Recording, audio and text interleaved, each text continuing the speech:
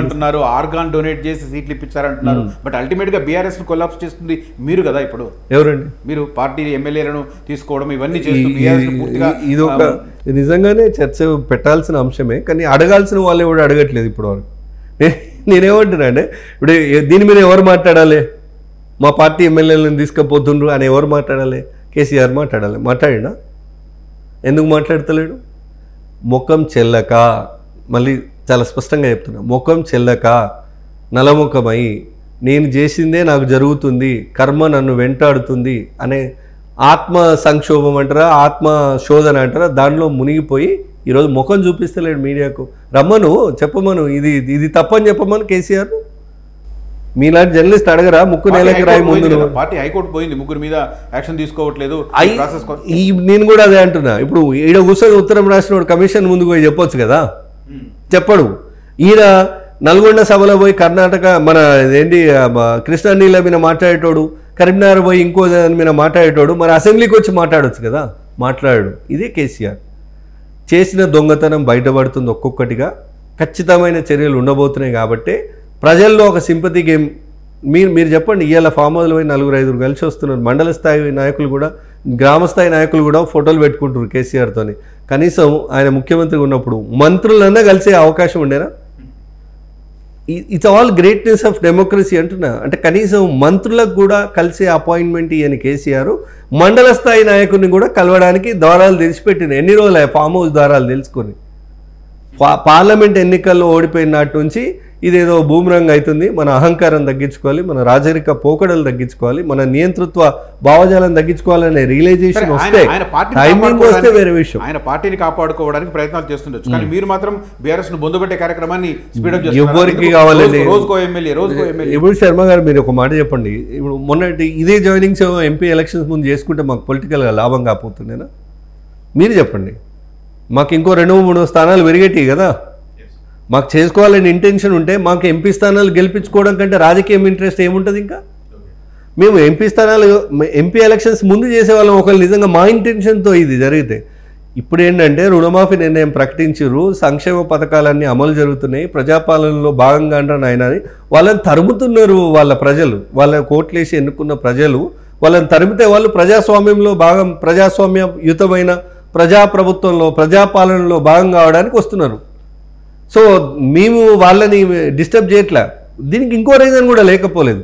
ఏదైతే అవయవదానం చేసి బీజేపీని గెలిపించి వాళ్ళ పార్టీని మొత్తం తుదముట్టించుకు వాళ్ళే అంతం చేసుకునే ప్రయత్నం, సూసైడల్ అటెంప్ట్ ఏదైతే కేసీఆర్ గారు మొన్నటి బీఆర్ఎస్తోని చేసిండ్రో పార్లమెంట్ ఎన్నికల్లో, దాని తర్వాత కేసీఆర్ గారి నమ్మకం, వారి నాయకత్వం మీద నమ్మకం లేక వస్తుంది అనుకోవచ్చు కదా. కేసీఆర్ గారి నాయకత్వం పని అయిపోయింది, కేటీఆర్ గారి భవిష్యత్తు కనబడతలేదు, బీఆర్ఎస్కు భవిష్యత్తే లేదు. సో బీఆర్ఎస్ పార్టీ పని అయిపోయింది అని చెప్పి వాళ్ళు పరుగులు పెడుతూ వస్తున్నట్టు అనుకోవచ్చు కదా. మా ఇంట్రెస్ట్ ఏముంది? వాళ్ళు మా ఇంట్రెస్టే ఉంటే పార్లమెంట్ ఎలక్షన్ ముందే చేసాం. సో మీ ముఖ్యమంత్రి ఇచ్చాడు కదా గేట్లు ఎత్తామని ఇండికేషన్ ఇవ్వడం వల్లనే కదా ఇది జరుగుతున్నది. ఆయన వారేమన్నారంటే చేరికలు ఎవరైనా భావ సారూప్యతతోనో లేదంటే ఈ ప్రజాపాలనలో భాగం అవ్వడానికి వస్తేనో తెలంగాణ అభివృద్ధి కోసం అందరినీ కలుపుకొని పోతామనేది ఒక బ్రాడర్ పర్స్పెక్టివ్లో వారి నినాదం. కానీ ఇంత స్పెసిఫిక్గా ఈ చేరికలు మేము అలో చేస్తున్నామని కానీ ఇంకోటి కానీ చెప్పలేదు. ఈరోజు కూడా మేము అంత ఓపెన్గా ఇప్పుడు ఒక సందర్భం ఏమొచ్చిందంటే మీకు ఇది కూడా చెప్పాలి. ఈ ప్రభుత్వం పని అయిపోయిందని 25 మంది ఎమ్మెల్యేలు నాతో టచ్లో ఉన్నారని కేసీఆర్ గారు, కేటీఆర్ గారు పదే చెప్పడం వల్ల మా ప్రభుత్వానికి కూడా కొంత ఆలోచన విధానం ఉంటుంది కదా. అంటే మా ప్రభుత్వాన్ని ఉన్న నెంబర్ కంటే పెంచుకోవాలనో సుస్థిరపరచుకోవాలనో ఉంటుందా లేదా?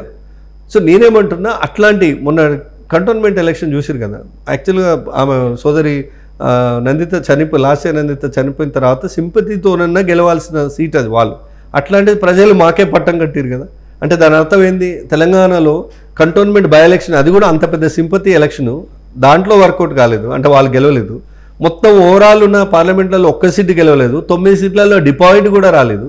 ఇట్లాంటి పరిస్థితుల్లో ఈ పార్టీలు ఎట్లా కొనసాగుతామని వాళ్ళ నాయకత్వం మీద నమ్మకం లేక, కేసీఆర్ మీద నమ్మకం లేక, బీఆర్ఎస్ పార్టీ పని అయిపోయిందనే ఉద్దేశంతో వాళ్ళు వస్తున్నారు తప్ప మేము కట్టగట్టుకొని వాళ్ళని ఏదో తీసుకోవాలని కాదు. కాకపోతే ఒకటైతే ఉంటుంది డెఫినెట్గా, మా ప్రభుత్వాన్ని సెక్యూర్ చేసే క్రమంలో మేము కూడా కొన్ని చర్యలు తీసుకోవాల్సి వస్తుంది.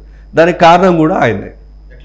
25 మంది ఎమ్మెల్యేలు నాతో టచ్లో ఉన్నారంటే, ఒక్క సీట్ గెలవని పార్టీకి 25 మంది ఎమ్మెల్యేలు టచ్లో ఉంటే, ఒక్క సీట్ గెలవని వాళ్ళే 25 మంది ఎమ్మెల్యేలు వాళ్ళతో టచ్లో ఉంటే, మేము మరి అధికారంలో ఉండి ఇంత బలము ఉన్న వాళ్ళం మేమేం చేయాలి? అంతే కదండి. సో మాతో టచ్లో ఉన్న వాళ్ళు ఎవరో చూపిస్తున్నారు వాళ్ళకి, అంతే ఇప్పటివరకు. నేను అంటుంది అది. మీరు ఒకటండి, దేంతో మొదలైనో దాంతో.